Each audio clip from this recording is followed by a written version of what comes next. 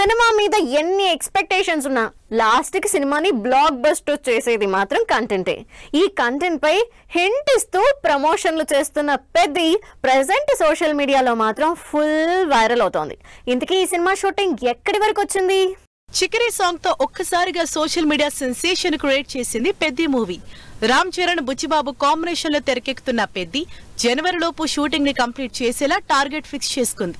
Present break తీసుకున్న ఈ cinema shooting ఈ నెల 26 నుంచి బూత్ బంగ్లాలో జరగబోతోంది. వరుసగా ఫ్లాపుల్లో ఉన్న విజయ్ దేవరకొండ తన అప్కమింగ్ మూవీస్ కోసం బాగా కష్టపడుతున్నాడు.